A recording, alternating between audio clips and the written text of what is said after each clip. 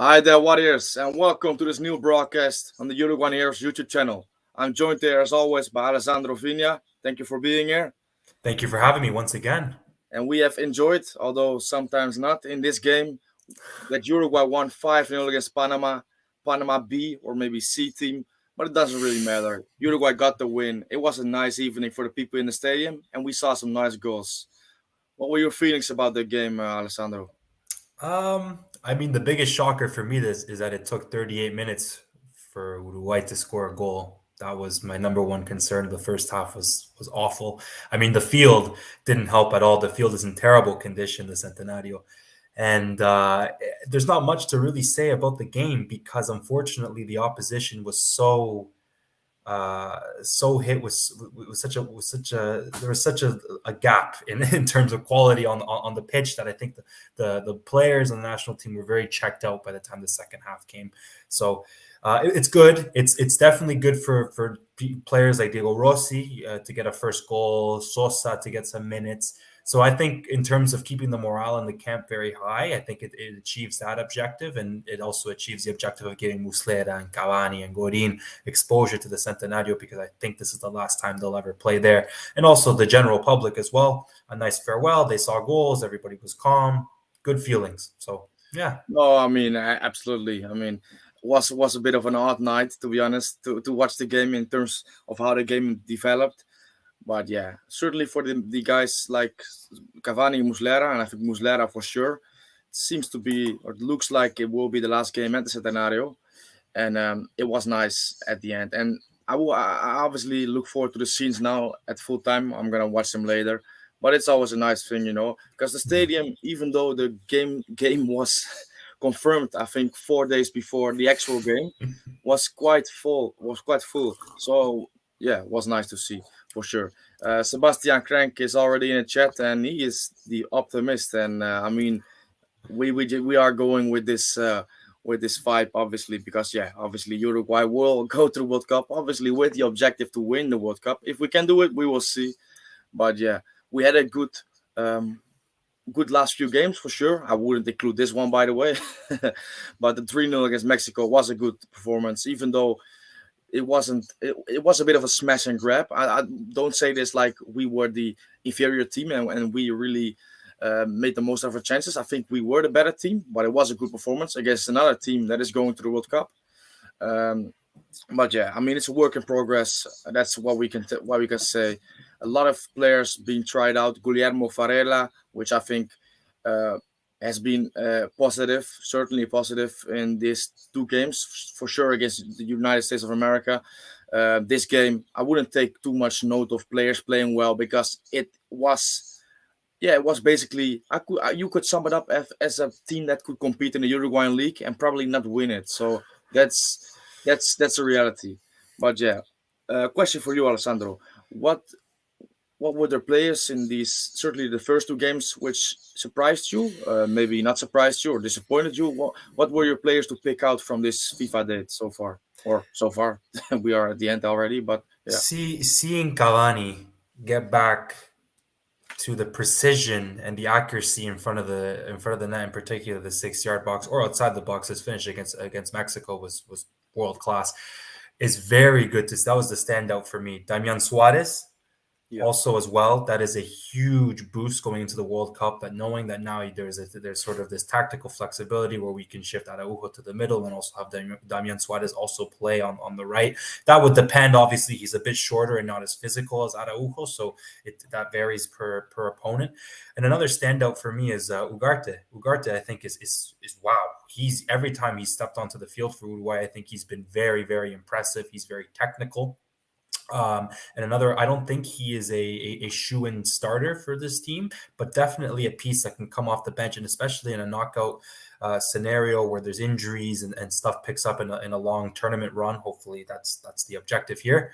Then you need to have players like Damian Suarez and Ugarte to come in and slide it and do a job. And I think what they've shown in these FIFA dates is that they can more than well do that. No, I certainly agree also with your take on Damian. I think he's done well.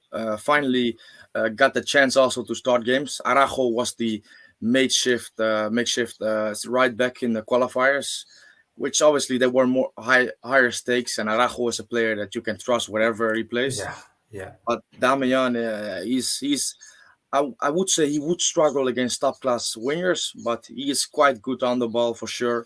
And he's aggressive in marking. But yeah, I think when he was maybe 28, 29, I would trust him to go into the World Cup as a starter against the big teams. Now I'm struggling, I'm doubting. But yeah, it's obviously a player who, for my opinion, should go to the World Cup for sure. He definitely has to be in the World Cup, Yeah, and you're spot on there when you say he's aggressive in his marking, and he's aggressive in his marking because that's what he's used to in Getafe because they play with the yeah. wing backs, so he's got a little bit more freedom to do his thing. But he's the only fullback I think in the squad who has the delivery of the cross. Oliveira is a bit of a rough diamond in that aspect. Yeah. He's very good at going forward, but I think he lacks that final ball into the box. Damian Suarez, I think, is the one that pinpoint cross. You saw it for Valverde's goal against Chile in the qualifier. You saw it a couple times setting up some good opportunities in the last FIFA dates as well. No, absolutely good point for sure. I mean, Varela maybe can be one of this as well with his delivery. He was on the pitch for 1 minute and made a really good cross into Rossi, who scored his first goal for Uruguay, like Nicolas de la Cruz, which are all just good things to have. This is a game especially made for players getting some confidence in the team. Maxi Gomez scoring as well. I saw a comment there from Poi Poiu 77, yeah, probably something like this. Maxi Gomez, Darwin Nunez to be the new Suarez and Cavani. For Maxi Gomez, this boat has sailed. That's clear. I think 4 years ago, 3 years ago, we were talking about him as probably filling or coming in to replace the Suarez and Cavani in the long term. He hasn't developed quite well. That's what we can say. Darwin, that's a completely different story. Yeah, he's going to Liverpool. I mean, I know you're a Liverpool fan, and you're over the moon. I know because I spoke to you. But yeah, let me know your opinion on this. Darwin Nunez to Liverpool. I know there was rumblings of this a few months ago, and I saw it. I'm a massive Liverpool fan. I watch every game. I'm a diehard. I've been watching Liverpool for about 12 years, and I can't believe this is happening. It's one of those things where I just need to see it to really believe it, and I'm ready to wake up early on Saturday mornings again because there was that 2-3 years with Suarez on Liverpool that I think it was a feeling that I never thought would ever come back or the opportunity would come back, and now it's presenting itself through Darwin Nunez, and it's so exciting because I think Liverpool are taking a risk. I think it's not guaranteed, but I think it's a risk that's going to pay off because we've seen it time and time again. The track record of Jurgen Klopp to take players who have room to develop, who have potential, and just absolutely run away with it. He did it with Firmino. He did it with Mane, with Salah. I just cannot wait to see what he does with Darwin Nunez. I can't wait. It will require Liverpool to play a little bit different because if he is going to be the focal point in the attack, that means Liverpool's going to move away from playing with a false nine. Usually it's Firmino. Mane did it this year as well, where the striker will drop in and start distributing passes and link up. But that's not Darwin's play. I don't think that's some of Darwin. Maybe he can train and learn how to do that in the future, but that's not where you're getting the most out of him. You're getting the most out of him running in behind, using his physical prowess, finishing everything that comes at him, like we saw this past season, in particular in the Champions League, the game at Anfield. Wow, that was something else. I mean, Van Dijk was asked a couple months ago, remember, the hardest players to mark, and you saw Darwin was on that list. So I'm pretty sure Van Dijk had a couple things to say to Klopp as well about Darwin Nunez. But I'm so excited because there's room here. It's not a guarantee that it's going to happen like Luis Diaz. Luis Diaz was an instant impact success because his characteristics slid in perfectly for what Liverpool were already playing at. For Darwin Nunez, I do think there's going to be a 2-month maybe adjustment period, but then after that, I have enough faith in Klopp's track record to believe that he's going to make something special happen. No, I agree with you. I mean, that's the thing. It's Liverpool, and this Liverpool player doesn't come in and he just gets thrown in front of the wolves so this is a team which obviously has a good track record, like you say, of developing talent, which isn't at at the finish level, but it has the potential to come there. So this is what I'm happy about. that he maybe comes into probably arguably the best team in the world football in the last season. And even though they didn't win the league and the Champions League, obviously you can argue this is not the case, but they're certainly among the three best teams in world football. And to be honest, and that's maybe a weird statement, that even though they are this, it's a better suit for him to develop than it would be to go to United or Arsenal, because these are projects which are so irregular, and you don't know where it's gonna go. It can go, it can go really well, but it also can flop hugely. And then you are coming in, a new manager's coming in. You don't know what he wants to from you. If Darwin is a player that fits the system he wants, and now he's coming into Klopp, who's identified him as a player he really likes, and that's a really good thing. One thing I would say though, obviously a lot of people on Twitter right now and Liverpool fans, which I come into contact a lot now on Twitter, which is really nice, talking Get about get ready. yeah, but hyping him up, which is nice. But we also have to realize, and this is also, I think we both share this opinion, is Darwin is a really good young striker. But make no mistake, Darwin is not a next Suarez. He could be a really good world class striker, one of the best in the world maybe. But Suarez and even Cavani, although I think Cavani is, he could reach somewhere near this level. But the Suarez, we're talking about a player with this, which is completely unique, which probably will not be bettered in my lifetime for Uruguay. I'm talking about Uruguay. You never know, obviously, but this is a different category.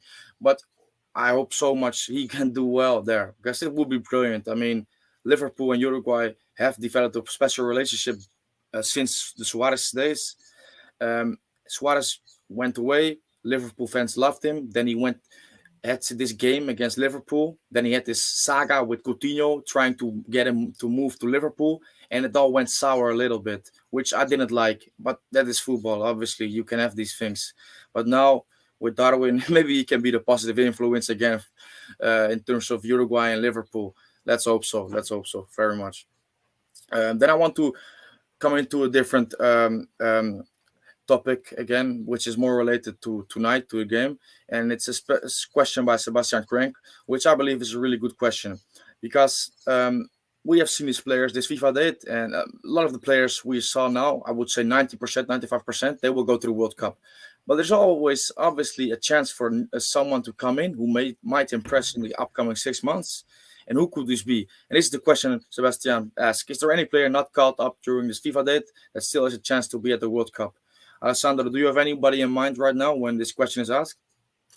The first player that I thought of was Rodrigo Zalazar, playing in Germany. If he is able to replicate what he did in the second division, obviously with the team getting promoted, and do that in the Bundesliga, then I think he deserves to be in contention for the squad. Another player who I believe who's been called up under Alonso but was not called up this time is Cabrera, the center back. I will be very honest in saying that I believe for the final World Cup squad, as it stands right now, he should be slotting in as the other center back rather than Diego Godin. And when it comes down to pure ability right now, I do not think Godin is in the squad based on name at this very moment. And that is a fact. And I love Godin. I mean, my Twitter header is a picture with Diego Godin in the Complejo. But the truth is I've been seeing, I mean, we just look at what's happening in Brazil now. He has to go play in Argentina. There's been he's declining rapidly, and it's almost at a same sort of declining rate like what happened to Diego Lugano in 2014.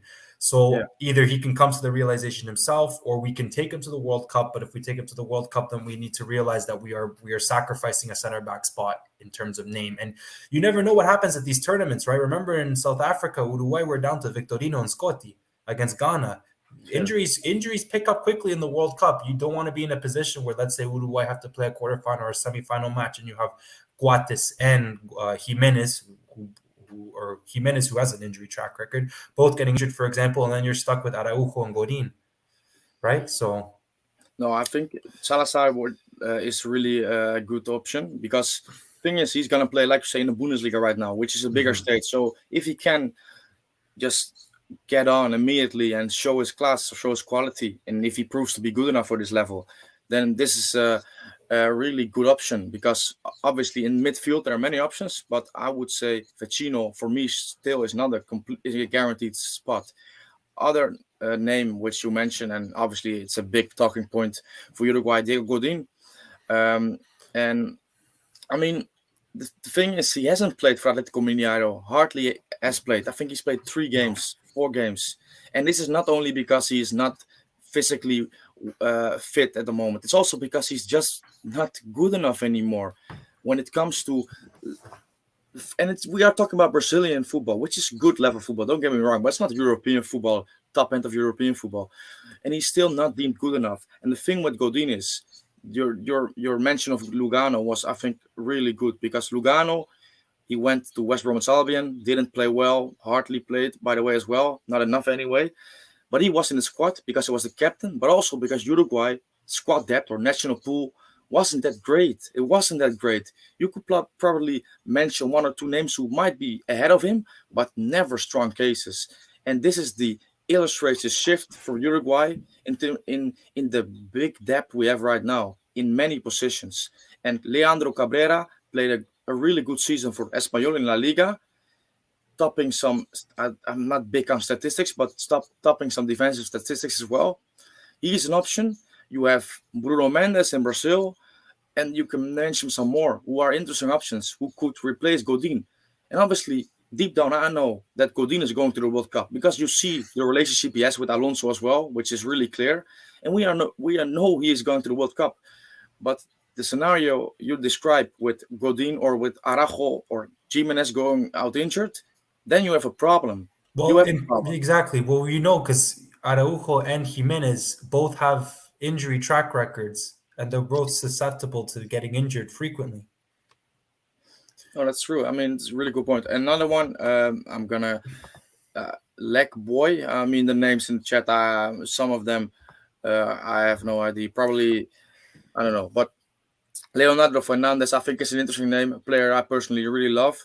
Is he gonna be there? I don't think so. Because with De La Cruz, Darasqueta, you have 2 players who are certainly well similar in the profile, who are for me still better players. But Fernandez, I think what he should do is he should get a move to Europe. He should get a move to Europe, and then perhaps we will see him in the future for Uruguay because he is a really talented player. Yeah. Okay. So let's move on with some other comments. Could Ugarte make it in the Premier League? I personally do think he could, but besides the fact that he is good on the ball, calm head, he has a character and he's physically pretty impressive. Um, yeah, but Sporting is a really good place to develop for now. You make it. You're spot on there. I don't think he's ready now. As No, of no, right now, no. no. I think if he gets more consistent minutes with Sporting in the next season in Portugal and continues the level that to develop at the level he is right now, then I think no problem in the Premier League. But I need to see another consistent season. No, absolutely, absolutely. And I think he's just turned 21 as well. So Yeah. no rush, absolutely no rush. I think Valverde was playing for Depor on loan then, maybe. Yeah, so yeah. Okay, Alex, nice to see you again, fellas. He says, well, nice to see you and everybody in chat. Hopefully you enjoyed the game a little bit and hopefully you enjoyed the FIFA date because I think there were some positives for sure. With the game against Mexico being I think the best evening of them all. And please let me know, and I see a lot of comments coming in as well, but let me know your opinion about this FIFA date. And also, I wouldn't like to say give me the 26 names, 23 names, but give me some names that impressed you and should be in the squad, in the World Cup squad, which probably before the FIFA date weren't guaranteed, and some names who you believe might be safe to keep home because if we take them on, it could be a bit of a worry. So let us know. Yeah. Okay. Hey guys, says Jorge Cepero. Hello, Jorge. Thanks for being here, man. And then we have another question from Jorge, and this is a question, Alessandro. Let me know who are your locks in the starting 11 as it stands right now, 12 June, with 6 months to go, or 5 months even, I think. Rochette, Oliveira, Jimenez, Araujo, Cuates, based off this performance, I think Guates was immense in the past few games, and Yeah, let's be real, over Godin any day at this point. Obviously Valverde, Torreira, um, Darwin, of course, yeah. and then it becomes this. Do you go De Arrascaeta or De La Cruz? I think De Arrascaeta. I obviously we didn't see much of him because he was. I think he was recovering from an injury, but I think he will be the starter come the World Cup. I think this will be finally the chance for him to shine, because I was so disappointed until 2018 when he was plucked out on the right side of a 4-4-2 against Egypt, and you got Maestro. nothing out of him. Yeah. Yeah. So, am I No, forgetting anybody? Oh, Bentancur, of course. That's another lock right there. So there are a lot of locks on this team. Really, that's the one area of contention is De Arrascaeta, De La Cruz, but De Arrascaeta for sure. I think at this point, right? no, I think we have a good idea of the team for sure. And the thing about Alonso, and he talks about it a lot, is that he doesn't really emphasize with formations. And you see it in his teams as well. He tries to have a dynamic team, and for the World Cup, for sure, we will see some different approaches to the game, because he's a manager that really does adapt to opponents. Tabares used to do as well, but in a different way, I would say. He Uh, he he says that, but in reality, it's 4-4-2 or 4-2-3-1. no, That's what I obviously there is that's there what I is a see. scheme, yeah, for sure. No, there is a Yeah. scheme, obviously, yeah. No, you're right. You're right. But the biggest question is we understand that Darwin Nunez will be the striker up front who's going to start. That's no question for the World Cup, not at all. I mean, unless he gets injured. But Yeah, then do we play with one striker, or do we do the two striker and have Darwin and either Suarez or Cavani? that's the thing. That's the big thing, and that is going to be interesting. Obviously, I mean, Suarez, Cavani, even though they go into the World Cup not in form, not even scoring, not even playing, who knows? Um, they're still the biggest names on the squad, so it's going to be difficult. But the thing is, if you play with two strikers, which we have done for so many years, you have to sacrifice certain areas in the team. You have to sacrifice, for example, Dalskeeta. For example, these are things that are going to happen. So you have to sacrifice the wings with Balistri, who has been a revelation for Uruguay in the last few games. So that is going to be some difficult decisions for Alonso. Yeah, If the World Cup is tomorrow at Pelistri, do you think he's a lock in the 11?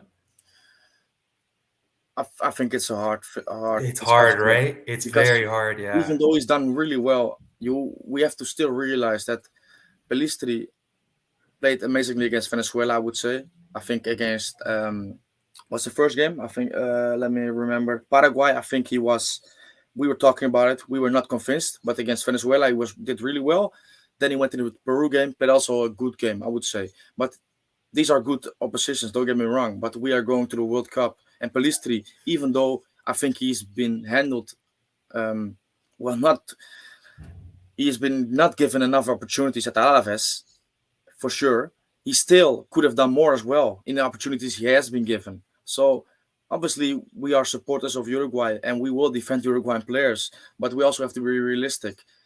So Pelistri has been brilliant or really good in the opportunities he has been given. But going into the World Cup, I want him to go to a club where he gets minutes, continuity, and go into the World Cup playing week in, week out for a team in maybe Netherlands, Belgium, Portugal, playing European football and playing for top positions in the league. Then, then we can make more conclusions than we can make now. I think so. Yeah. That's a good point, and he's going to do his preseason with Manchester United, and we'll see. Yeah. Obviously, he'll get some minutes, I assume in some preseason games for United. We'll see how he does there, and he might be talked into staying around. I don't think that might be the best situation for him. I think maybe a loan to another team might be the best for him, but we'll see. No, yeah, we will see. It's going to be interesting. Certainly, a lot of moves of Uruguayan players this summer. That's for sure. This winter, or depending on where you live. So Jorge says, I think if Cavani and Suarez are healthy, they will be in the starting 11 no matter what. I think it's a different story at this moment in time. But yeah, it's obviously we will see. Yeah, I've said it time and again. That is the number one question Alonso has to answer before the World Cup. How are we going to set up this sort of striker arrangement Will it be Darwin by himself, or will it be Darwin with Suarez or Cavani? What matters too, and somebody in the chat, correct, or yourself, correct me if I'm wrong, FIFA staying with 3 substitutions for this World Cup as Yeah, opposed to the 5. So that also has a role to play, because then if you have Darwin by himself up front and you only have 3 substitutions that you can do in a World Cup game, are you already giving away 2 of the 3 to Suarez and Cavani? And then you have to make a choice who's coming into the game. So it's no, it's tricky. yeah, oh for sure. I mean, yeah, he's having some months to think about it, but these are just really tough decisions, obviously, and upcoming 6 months will be decisive, seeing where Cavani and Suarez will go, along with some other players who also still are not. For example, Vecino. Vecino's gonna move. Yeah, Right. Vecino is also a player. Even though we criticize, or I criticize, I will speak for myself. I will criticize him a lot. He still is liked by Vecino, by Alonso. Vecino plays today. Ugarte doesn't. I mean, he comes in obviously, but these are decisions which are indication to which are the preferences of Diego Alonso, which at this moment in time I wouldn't doubt because he has deserved the trust based on the games we have played, the qualification we achieved with some difficult games and also some good performances. I think obviously I think you obviously criticize him a little bit more than me. I don't think he should be a starter, but I do think he should be in the squad, and it depends where he goes and how he does. Obviously up until the World Cup will sort of determine that. But I think he should be in the 23. Uh, but I've heard a report as well that he 26. trains really well apparently. But I don't know. When it's on the field, it's hit or miss from Vecino, so it's difficult. Yeah. So one question to you, because it's 23, maybe it's gonna be 26. I think it's not really sure yet. It's not really Yeah. defined yet. But for example, we are because Bentancur is a lock, is sure. Valverde, Torreira, these are guarantees. I think De La Cruz is I think he should be a guarantee. Whether he will be a guarantee, we will see. But then you're going into the area of Ugarte, Vecino, Arambari, maybe a Salazar. Who knows? Let's say pick 2 of these 4. What are at this moment in time your your two your 2 picks? It's just the problem is Arambari has not impressed me in an Uruguay shirt. No, That's just as much as I really want to like him, and he's been done terrific in Spain and La Liga. It's just it's not happening for him for some weird reason. I don't know what it is, but it's just not happening for him in the national team when he plays. So at this moment in time, you go Ugarte, obviously, and considering that he's not going to be injured, him, and then I think it's Vecino. I think Arambari might be the short one out. yeah, I think yeah. Reluctantly, I would say yes as well. I mean, because I think Arambari in potential is a better player than Vecino. Because I just think that is the case, and obviously Vecino hasn't played a lot of football in the last 2 years basically. So, like we said before, we're gonna be absolutely decisive um, how the players will play, and if they find continuity in the upcoming 6 months. Um, Sebastian comes again with the question. Thanks for the questions, by the way. Are Qatar chances over for Knight Hernandez, Brian Rodriguez, Gaston Pereira, Pereiro, and Facu Torres? Um, yeah, let's. What do you think? I mean, I think I'll start with the elephant in the room. I think with Nick Hernandez, obviously what happened. Let's see what the investigation produces based on what has come out and what information we have. I believe he does not deserve to be near the national team at the moment. Uh, Very unfortunate situation there.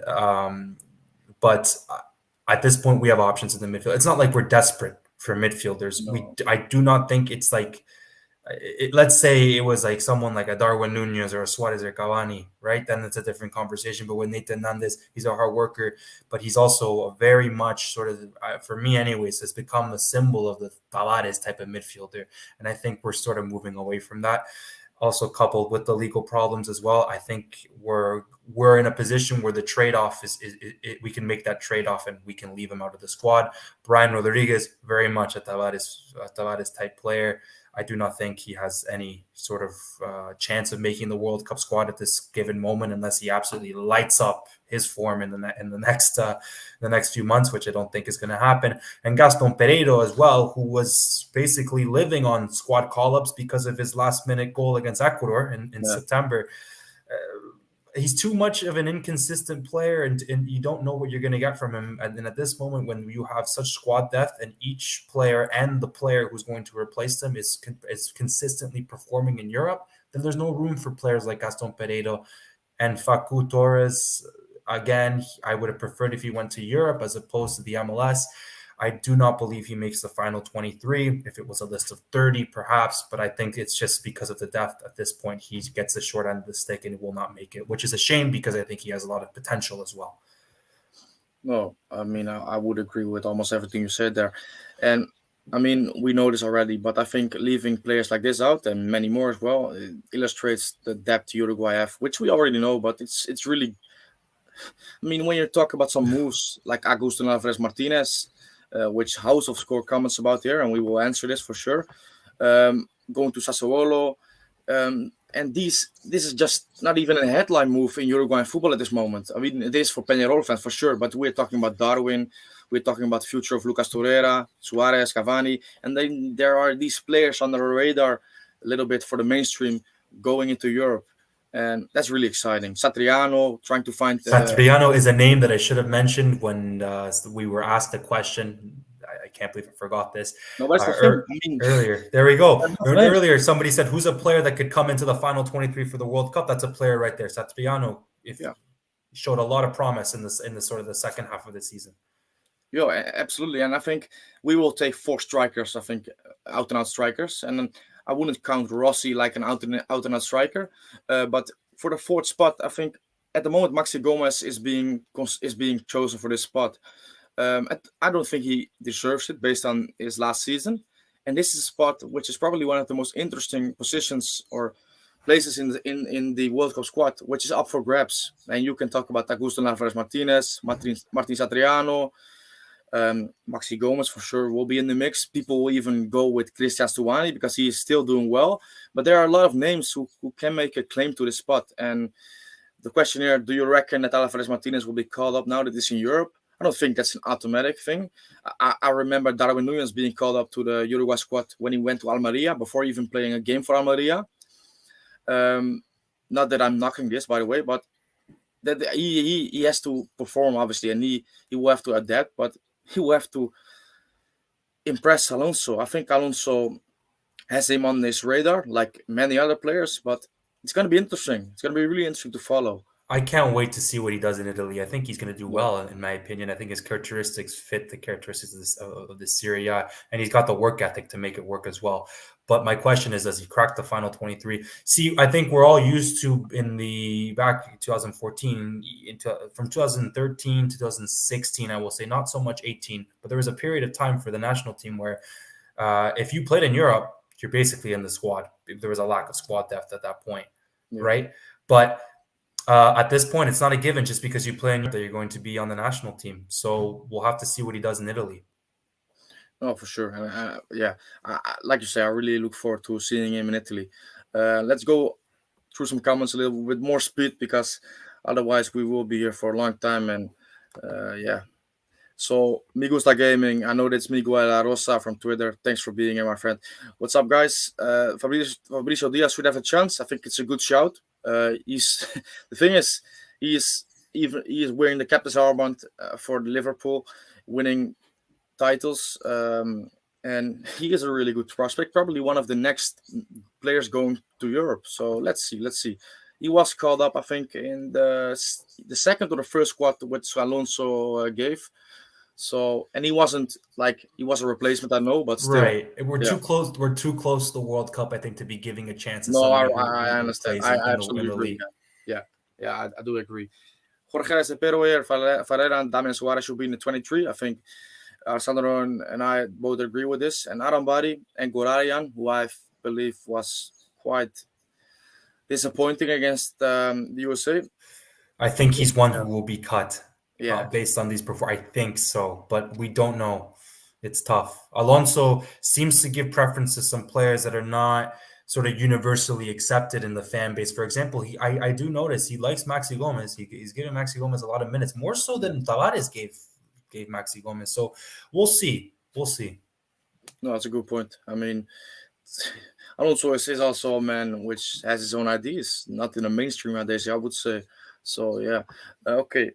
Sebastian, I think Alessandro about Rochette. You said he was a lock for sure, and I I believe. think I Yeah, think he's a lock. Yes, I think Muslera has had a decline in form in Turkey, and obviously he will be one of the three goalies. Based on you can afford to do that when you have to take three goalies. Obviously, you can take sort of one just whatever. I mean, back in the day it was Martin Silva who would carry around the water and the mate for everybody, but but Muslera is going to the World Cup for sure. But I do not think he should be a starter for the national team anymore. I think that time has sort of passed. Rochette is much more confident. I think in his distribution. I think in the last three games.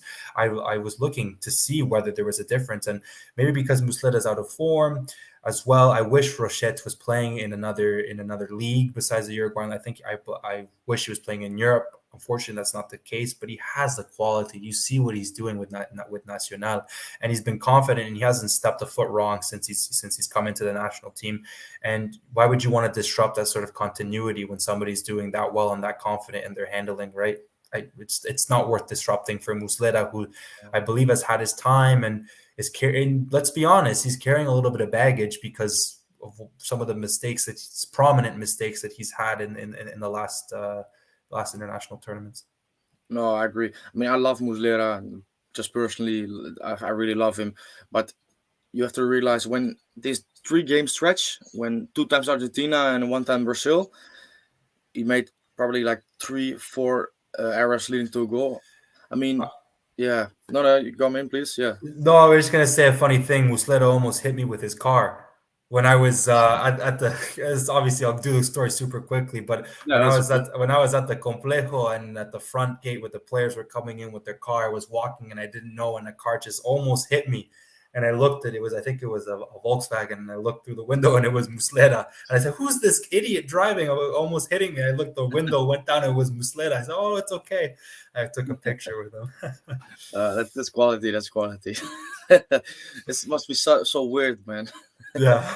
Yeah, honestly. Okay, so yeah, I think we're both in agreement. Rochette should be over Muslera, and I think Alonso is making it clear now that this is also his opinion. Um, so yeah, thoughts on Darwin Nunez as a player overall? Does he play differently for Uruguay national team when he compared to when he plays for Benfica lately? I mean, obviously he plays different for Benfica than Uruguay because for Uruguay he's not the main man, and he will, I think, one day beat us, but he is not at the moment. For Benfica, yeah, I mean, he's a striker and he moves to the left, moves to the right. He has his own freedom to move and to do whatever he likes because he had some outstanding season. Overall, I think he is a bit unorthodox. He's quick. He's strong. He knows how to find space, certainly in between the channel between the fullback and the center back. This is one of his strengths. And I think this season he has improved in his finishing, more composure, and we can also see a fair range of finishing. So outside of the box, penalties, he's even gotten better on free kicks, not scored one, headers, and the deficiencies. They're obviously his link-up play, his awareness, I would say, from teammates around him in better positions. His first touch can be off sometimes, but yeah, these are all things that can be worked on. Yeah, That's the beautiful thing. Those characteristics that you just named, those are things that can be easily coached. yeah. So That's. I mean, it's better. I mean, you cannot coach a player to be obviously that quick. I mean, you can improve his speed, obviously, but that is just natural ability or natural um, things you have, and these are playing for him. And he also has his way in the box, trying to find space, and similar to I think Cavani a little bit.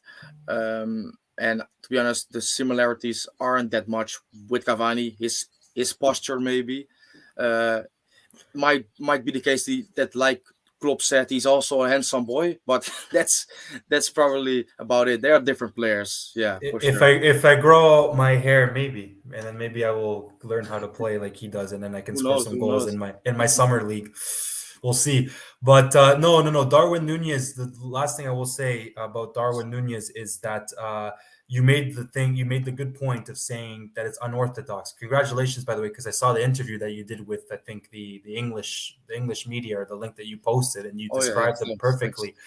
And And he's unorthodox. He has characteristics of both Suarez and Cavani, but it would be very misleading to say, "Oh, it's the next Suarez." Suarez is different. You can't compare. That's No. not a comparison you can make. But what you can compare from Suarez and Darwin Nunez is the ability to overcome adversity.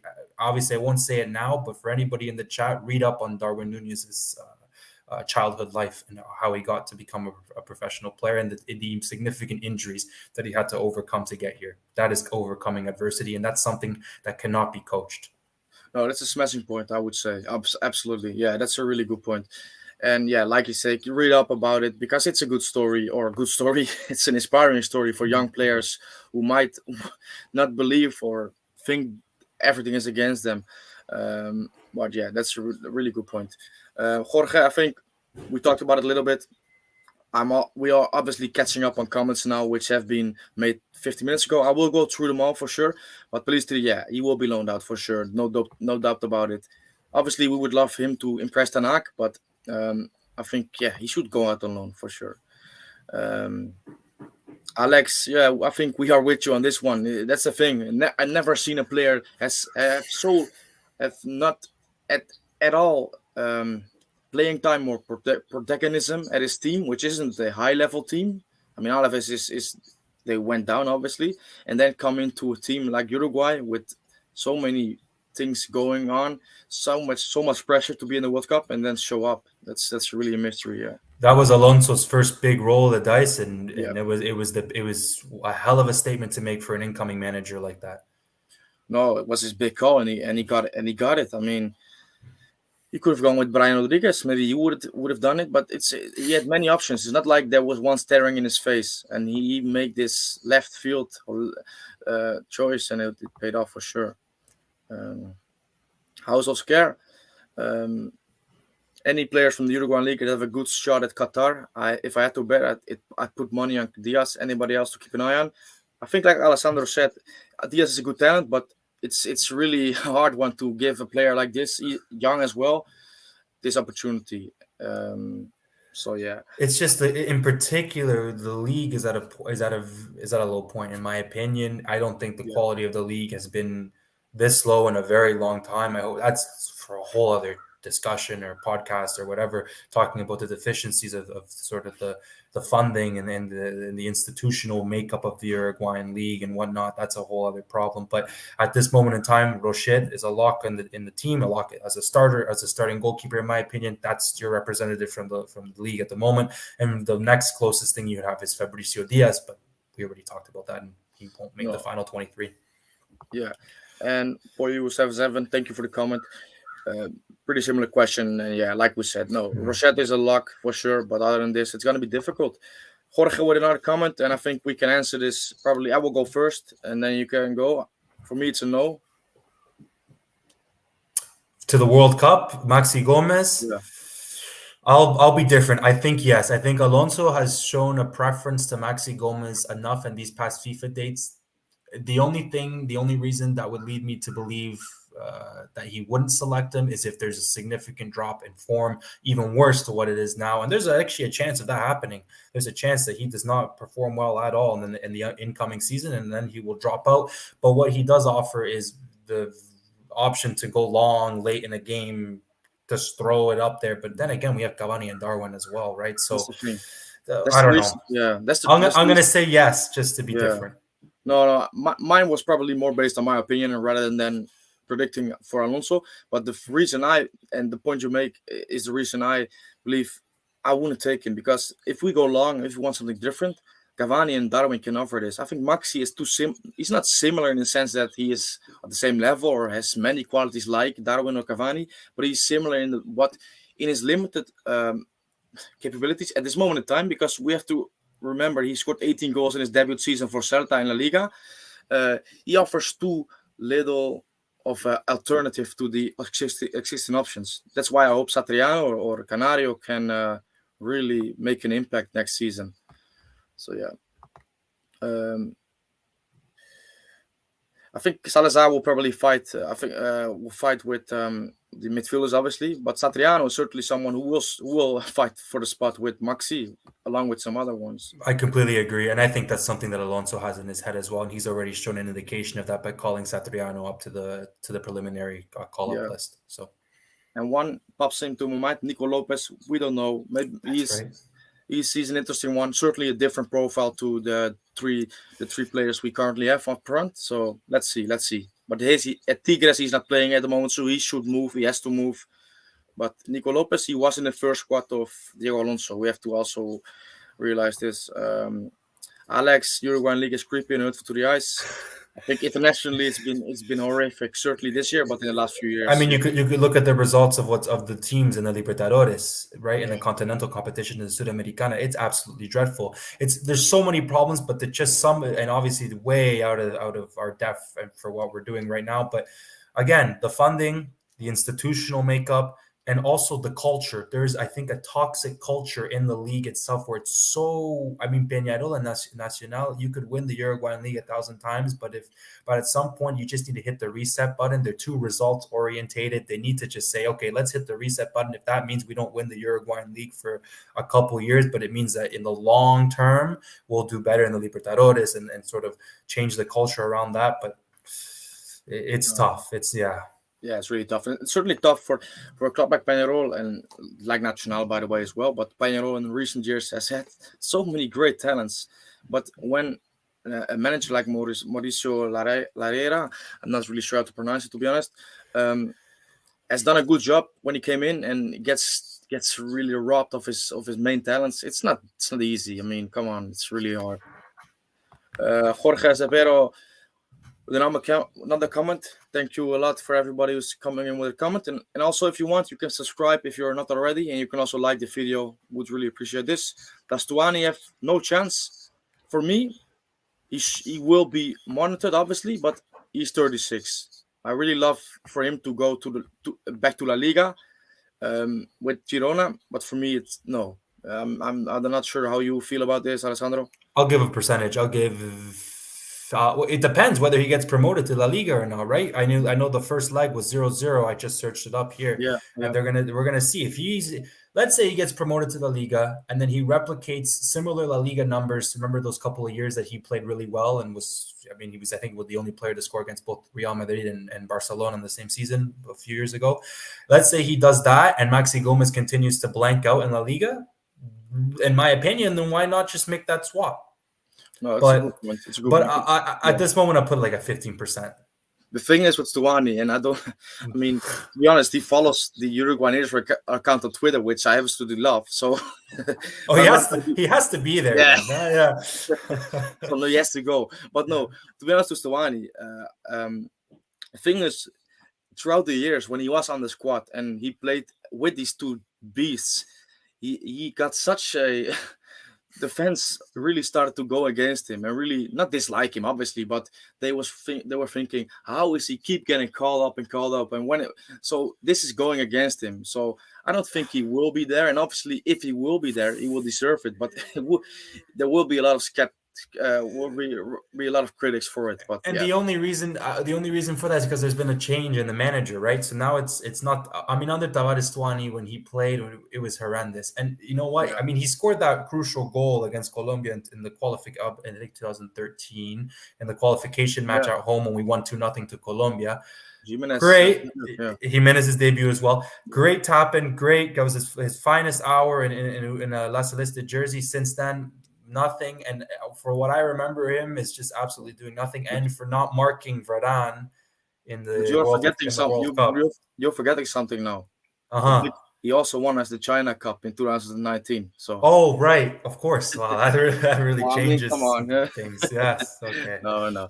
Obviously, I mean, that's the thing. It's just so hard for him to make an impression when you're playing with, or not playing, but fighting with these two beasts at the top of the powers. So yeah, Edward Achelio, Darwin will be the top goal scorer for the World Cup. I don't want to comment on that. Hopefully, put some money on it, and who knows? But no, I don't think this will be the case. But you never know. James Rodriguez went to the World Cup as a good player. Don't get me wrong, but I don't want to jinx anything, so I won't say anything. No, obviously not. But I will say that every World Cup there is a player that comes out of nowhere who who's sort of Yeah. the big surprise, the youngster who's up and coming, right? And that player could be Darwin. Who knows? Maybe. But that's why part of me was hoping. A little part of me was like, oh, maybe we can keep him hidden at Benfica for a little bit longer, so nobody really knows. But no, it's too late. Yeah. Everybody knows now. No, that's the thing with the market. It's great. That's the thing. We haven't even touched on it. 80 million, potentially 100 million. Doesn't bother me, by the way, but these are crazy numbers. Tchouaméni also for similar amount.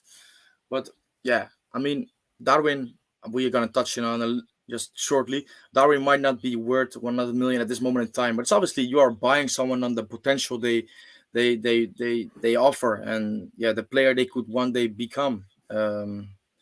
And I Yeah. think you being a Liverpool fan, I don't think you are thinking about 100 million. I mean, for you, it's probably you really love FSG to spend this money, right? I mean, Well, Liverpool is spending this money because we are guaranteed half of the transfer will be funded by the yeah, departure of Sadio Mane. Minamino is also leaving. Oxlade-Chamberlain is also leaving. And then Nico Williams, who's the backup right back, is also leaving. Those three players alone will be a collective roughly around 30 million.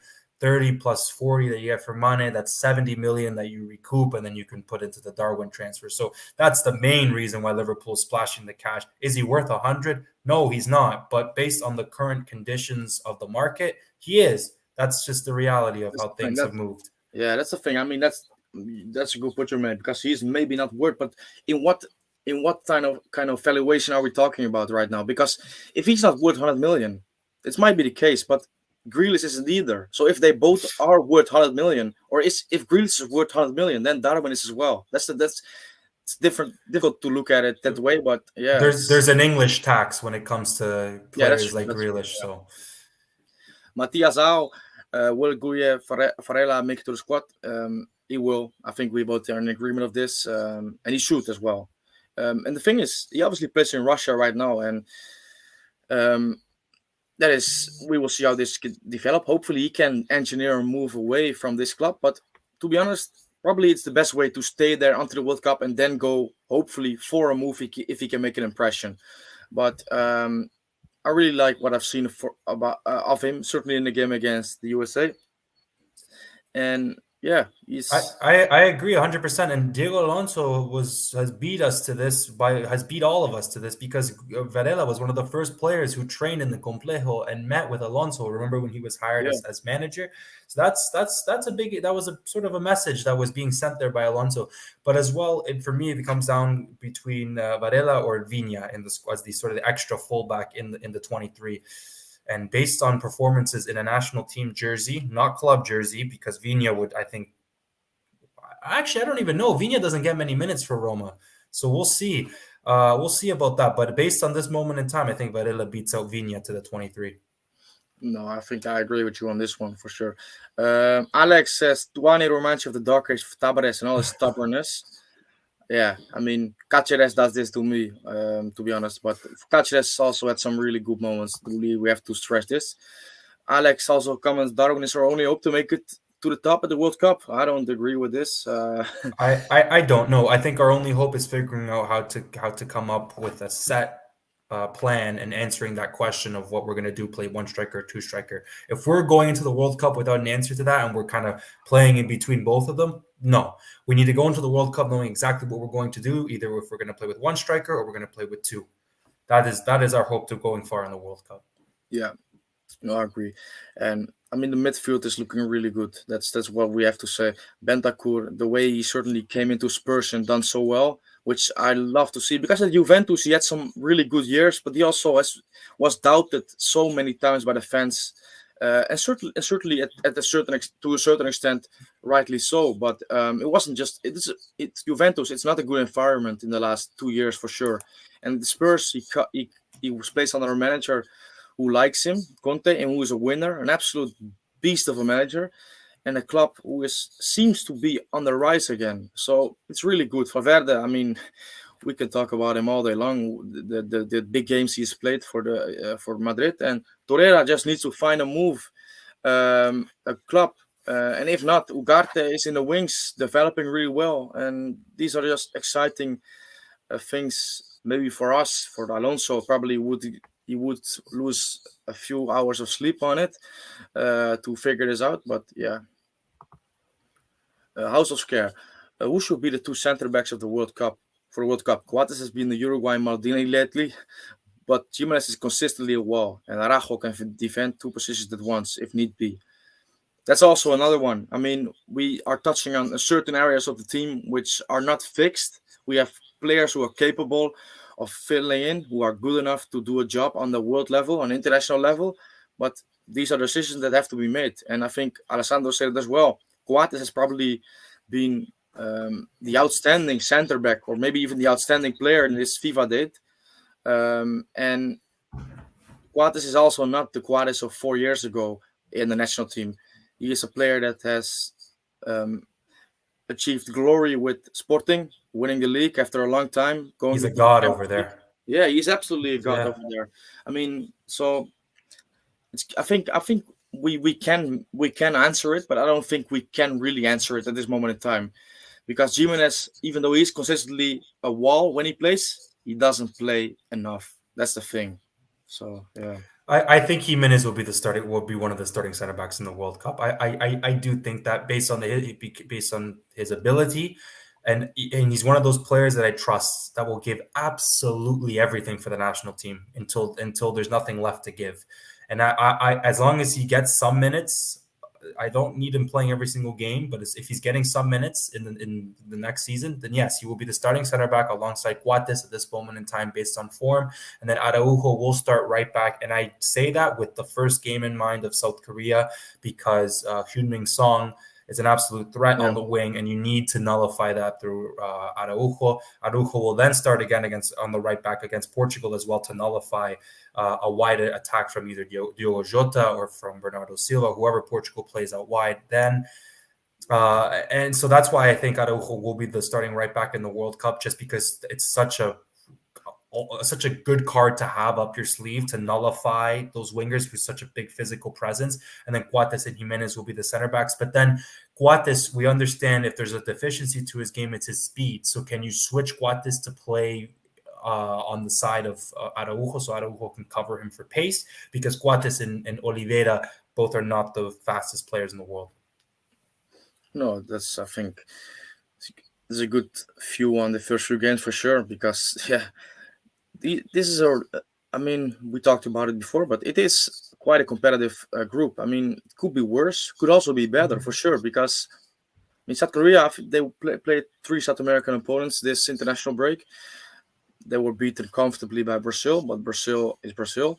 Then I think they drew with no, they did one against Chile. I'm sorry, they beat Chile and they drew against Paraguay. I'm gonna check it now because I'm probably got it mixed up. But So um, South Korea lost 5-1 to Brazil, Brazil. They beat Chile 2-0, and they tied Paraguay 2-2. yeah, okay, I was right then. Okay, but okay, so no, um, so these are interesting games. I think we obviously should beat them if we want to advance. We should win the first game against South Korea for sure.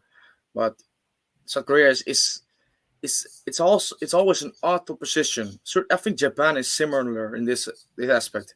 They are physically absolutely perfect in terms of the way they can beat you for stamina and things like this.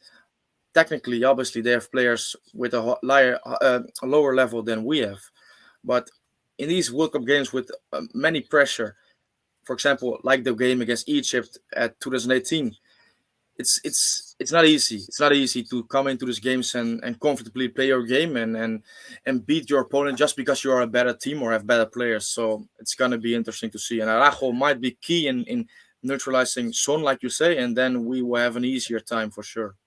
I mean, especially with the teams from Asia, it's a World Cup. Anything can happen. I mean, North Korea beat Italy in the 1966 World Cup. Some regard that as the greatest World Yeah, Cup upset result of all time.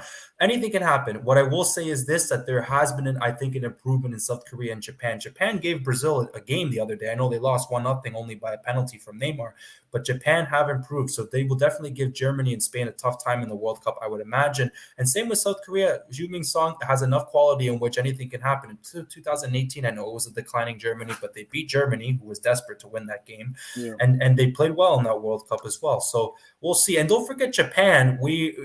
Japan were one moment of sort of tactical. They were one tactical tweak away from knocking Belgium out in the 2018 World Cup. That's one of the great World Cup counterfactuals in World Cup history, because if Japan, remember that game where Belgium made the comeback on Japan in the round of 16, yeah, Japan were beating Belgium comfortably, but they pushed too many men forward and made that mistake, which allowed Lukaku. Belgium to count. Exactly. It was a great goal, but no reason for that many men to be that high up that late in the game.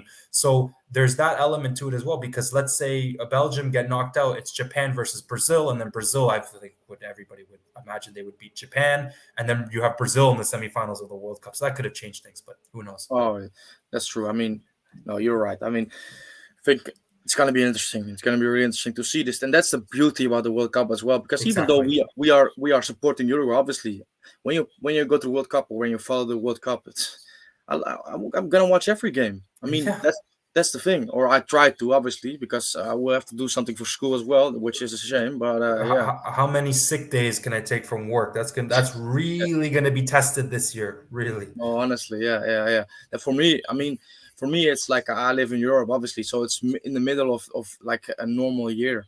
Mhm. So yeah, but it's going to be different. But I it's know I know you and I had agreed to do around an hour, and there's a lot more questions. I can stay longer to finish the questions. yeah, Yeah. yeah, that's great, man. So we will go on for I think another 15, 20 Yeah, minutes, no something like worries. this, Yeah. and then we'll round it off. But let's go through the questions. Jamie Cripps says, any news about the knee injury Matias Oliveira suffered? So he went off crying. Luckily, it's no ligament injury. It seems to be a knee sprain, which probably puts him out for, well, at most a month, maybe a little bit more. But he will be fit for the start of the new season with Napoli, which is big and good news because although I didn't think he was did that well tonight, Oliveira has obviously been really well. He's our guaranteed left back at the moment, and he will be at the World Cup, I think. Uh, Having said that, though, you never know how his season goes coming into a new club. But yeah, at this moment in time, he's guaranteed for sure. House of Care says, how important will the Copa Uruguay be in reforming the league in our football culture in Europeans? Alessandro, Yeah, what do you? Yeah, I can start off. The big thing that I think will be important from a financial standpoint is that it's going to allow a lot of amateur second and third division clubs, let's say they get paired up or they have a game against a Peñarol or a Nacional, the TV revenue from that, if distributed properly, is going to be huge and sort of allowing allowing smaller teams to sort of get some more pieces in the sort of the financial makeup or financial pie, right? In terms of the football culture, I don't know. I don't know. I don't think so. I don't think it's going to make much of a difference because I think the cultural problems stem outside of just adding in an extra tournament because the culture will still exist within that tournament. It's basically an FA Cup, but the Copa Uruguay is basically FA Cup, but with the Uruguay teams. But from a financial standpoint, it's going to be great. But do I trust officials to distribute and properly allocate that money? I don't know. I don't know. So we'll see. From a financial standpoint, great. From a football culture standpoint, I don't think it's going to make much of a difference because I think the problems sort of transcend sort of the introduction of any sort of tournament. yeah. The only thing I would say about this, I always was amazed that the Uruguay didn't have a Yeah. cup competition because it's really something. It adds so much to a football season. Um, so yeah, I'm really glad to see it. Obviously, because I mean, also for professional teams, obviously they have the scouting network, but it's a really good way to see some talent, some young players, or maybe even older, coming into these games, which are playing not at the professional level, but who might have this jump up. Like Federico Vinas, by the way, he was even into his late teens. I think he was playing after dropping out. He was playing again at a amateur level, and he eventually Right. got back. And yeah, that's these are just examples of it. Sebastian Crank says, do you agree Oliveira and Vina performances means the end for Piqueras Qatar chances? Oliveira for sure, Vina not, I don't think. But besides this, I don't think Piqueras has done himself hasn't done enough as well to be in this squad. Because at Palmeiras, he did well when he came in, but he hasn't done that well in his last few months. So the second left back, it's gonna be difficult. I mean, Vinia is probably gonna go, but it's not like he is fixed or so for me at least. Yeah, Piquet is good, strong, very physical, but he has moments where he switches off tactically, and it's like for me, it's a concentration issue, and we saw that against Argentina where he switched off for a moment, and that allowed the Argentina the qualifier where Uruguay won lost 1-0. Tavares was still the coach, November 2021. Yeah, I That can remember. Angel, I think it was Di Maria who scored the goal. It was because Piquet is switched off in that moment, so he does tend to do that from time to time, and I think his dip in form won't see him getting anywhere near the squad. Sebastian with another comment, and I think we touched on this a little bit that the fourth striker spot is still up for grabs. Many names that could come in. Jonathan, the first you mentioned, by the way, I don't think he's considered anymore because he eventually went to pick up a huge bag of money, which is completely his right. But he's not even playing that much anymore over there at Al Nazar, I think it is. So no, but many names to consider for sure. Jorge Severo, this I think is a really good point. When you look at your opponents, Ghana, I think Nawel Bo, which is a really good account on Twitter, is reporting this as well. That Ghana is trying to get a lot of players who are playing in England, who could represent England as well. Um, but yeah, they will not go to the World Cup as England players, and they could be playing for Ghana, and these are quality players as well. Ghana have been the factor in the World Cup. I think of the 32 teams that are there, I think they're one of the very at the very bottom of the list of teams that really just somehow squeaked in. I think they got lucky to even qualify to the World Cup in the first place.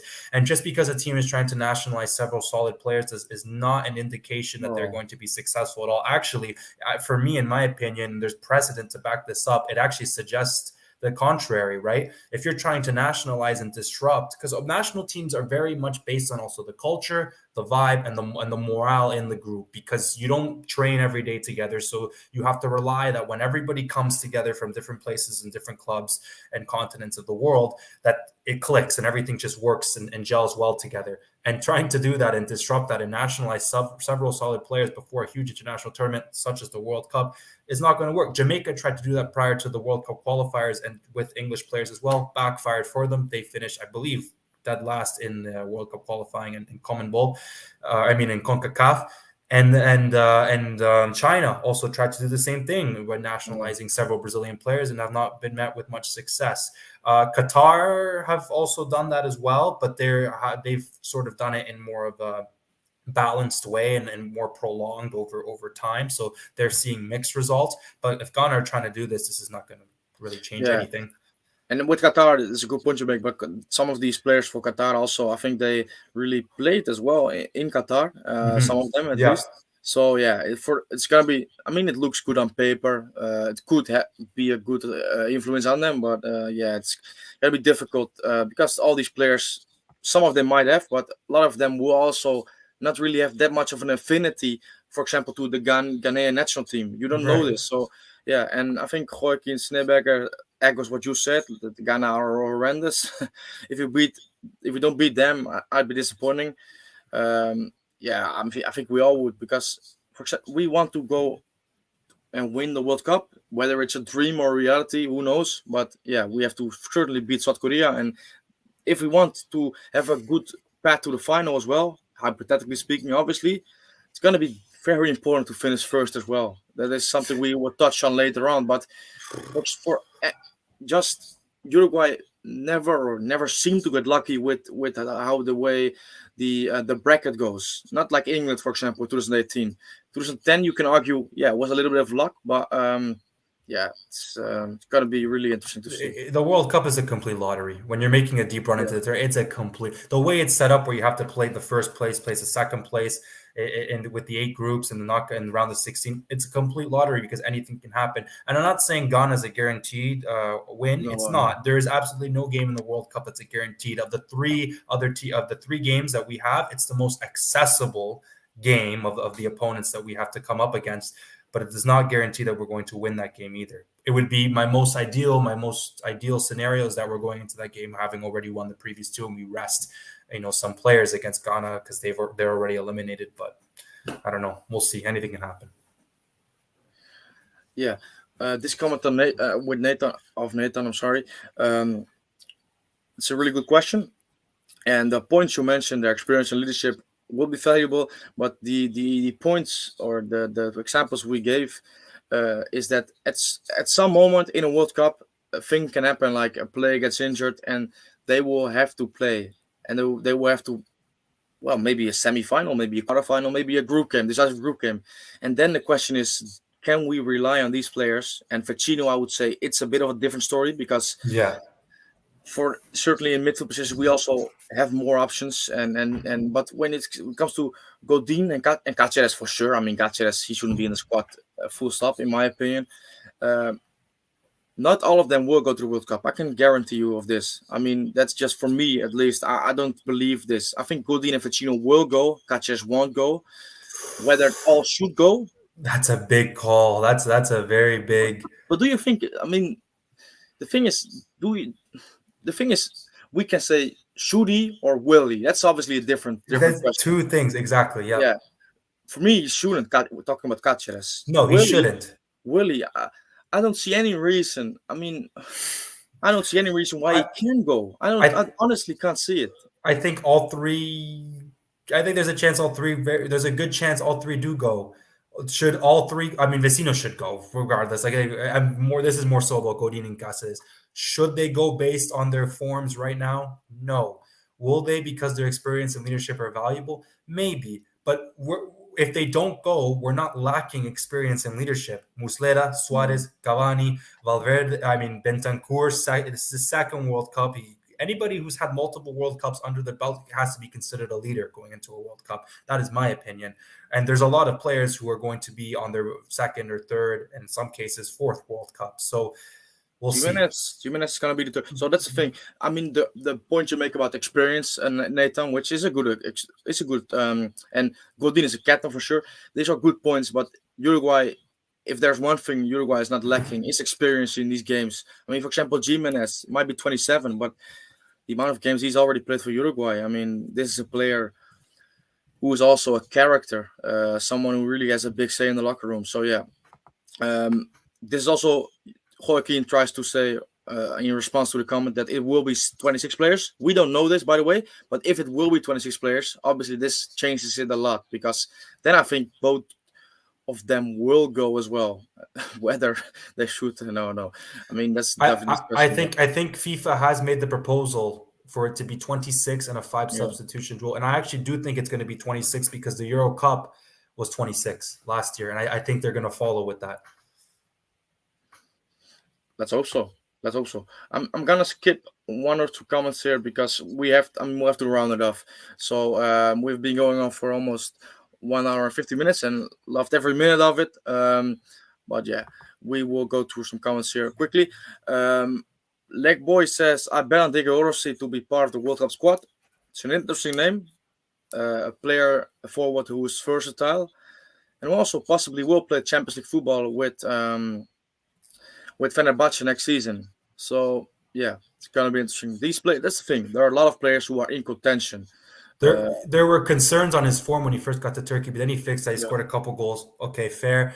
Alonso, there's a very big familiarity thing for Alonso because he knows him from the MLS. So that's also the thing. Yeah, he was. I think he was there for sure when Alonso also was in his management position. Yeah. So yeah, Mahbub says, "I'm a Liverpool fan. Do you guys know if Darwin Nunes has traveled to England yet, or is he still in Uruguay?"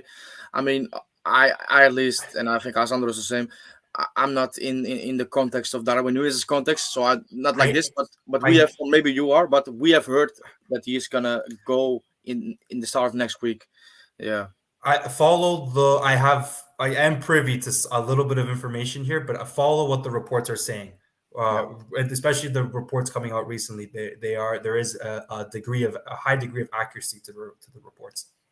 No, I mean, I think the thing was that it was really clear this morning, or depending on where you live, but at the start of Saturday for me anyway, that Darwin is not gonna play, and he was going to travel. Wasn't specified when he was going to travel, and it seems now that he is to well, has other stuff to attend to in terms of his family matters, because he obviously is going to move countries.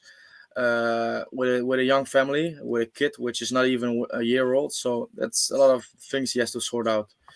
But thank you for the question, Mahbub, and hopefully he's gonna give you a lot of joy, and Alessandro as well. Hopefully, both gonna give you a lot of joy with his goals. Okay, Sebastian, thank you, gentlemen. Love that you do this. Till next time. Thank you, Sebastian, for a lot of questions and some interesting comments as well. And yeah, really appreciate it. Um, Nathan here, second from our group, will play Brazil in the round of 16. Should they finish first? I was thinking this as well. I'm not 100% sure, but if you say this, yeah, then you probably have looked it up. And yeah, these, yeah, We, that's we we need to finish first, but is it yeah, guaranteed Brazil finish first? I mean they should finish first, but I don't yeah, know. Who knows? I mean Serbia maybe. No, I'm trying to play tricks with my mind. Brazil will probably 90% finish first, but we should do what we'll probably do. Obviously, if you're down for it, closer to the World Cup, we should do a live where we just project and do projections for the tournaments yeah. and see That's who a goes here. Do predictions maybe. If everybody here has access, obviously to the Telegraph. What go to the Telegraph, Google Telegraph World Cup simulator or predictor, and you can actually predict and sort of see how the bracket's going to go. So it's a very cool interactive tool that you can use. well, we certainly should do that, yeah, for sure.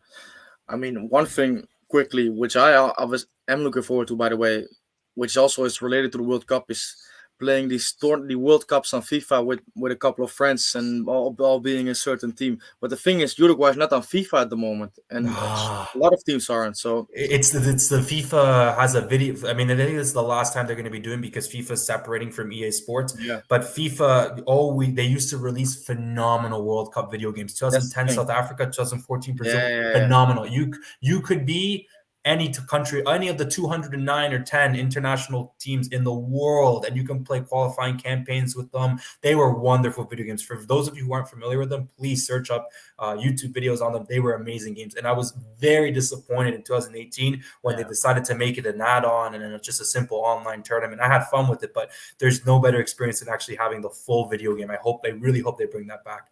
No, I mean I'm not really playing FIFA anymore. But when Me it comes too. to these Yeah, things, yeah. obviously back then I used to do a lot. But these games, like you say, all the stadiums, all these added Oh, it was storylines great. for every Yeah. team. You could Two. come, you could play. I remember you could play Uruguay against Chile, and you should score 4 goals with Suarez, or you could play France in the playoff against Ukraine, and you had to score 3 goals. Yes, those were they had different scenarios, Yeah, the Coca-Cola scenarios in which you would have to hop. I remember the 2010, I was a kid and I would always play the Uruguay Argentina. Uruguay lost in the Centenario 1-0 to Argentina, which sent them to the fifth place Repechaje Intercontinental Playoff. They lost that game, and the video game would have you play the last 30 minutes of the game to try and get a point off of our Argentina at home. And I remember always playing that and turning it around to win 2-1. I mean that was on FIFA and games. Or this game actually cared about the players rather Yeah, than just yeah. stealing money via Auto Yeah. Team. But completely different discussion. Jorge says here, if we pass to the quarterfinals, we could face Belgium, Spain, or Germany. Belgium and Spain will scare me, but Germany is scary no matter what. They deserve the same level of respect like Brazil. Yeah, I mean, anyway, if you despite the way we are going to end up in the quarterfinals, last 16 or group stage first. By the way, let's get this first out of the way. It's going to be difficult once again when it comes to the bracket. First in 2018 was Portugal, which we did really well. France, which we went out. I mean, these are tough roads. These are tough roads to go and to fight to be in the top positions. But we will see it when it comes to this point. Now we are just gonna wait and see these upcoming months. Yeah, At the end of the day, we're Uruguay. It doesn't matter who's in front of us. It could be the super team of all time. There's a chance. oh, That's all. absolutely. That's all I know. With the history that this shirt carries, there's a chance. Doesn't matter what the other 11 puts on the field. I know that at the end of the day, we could have a way worse team on paper, but I know there's a chance. But I will say this: I'll save this for obviously another time when we talk more in depth about the World Cup. I think Belgium is not going to have a good tournament, so I don't put them in the same bracket as Spain and Germany. But Spain and Germany are scary teams. No, yes. I mean, we're gonna touch on this absolutely over the coming months. When it comes closer to the World Cup, we will do more live stream for sure, and maybe we will have some guests. Who knows? We're just gonna look at it. I mean, for me, and I'm not familiar a lot with live streaming. We're just doing really basic, just talk about it, or just see your opinions and have a nice time. But we will do more about it for sure. Joaquin here, last comment that we will discuss Cáceres can play in three defensive positions. I think he should go. Right now he's not bad at center back and he's better than Godin. Yeah, I mean Cáceres obviously is a player who is versatile, but we also have to realize the level he showed for Uruguay and also for his teams in the last few years. That's the thing. Guates and Araujo both have the ability to play in a back three as well. So Yeah, there is that as well. Cáceres can, and Alonso does seem to like to have this tendency to close out the game. He even did it against Mexico when Uruguay was dominating the game in the last 20. He brought on Godin and shift to sort of like a back three with two wing backs, almost like a back five. So there is sort of the intent to do that possibly in the World Cup. So maybe we'll have to see. no, we will see. I mean, it's yeah.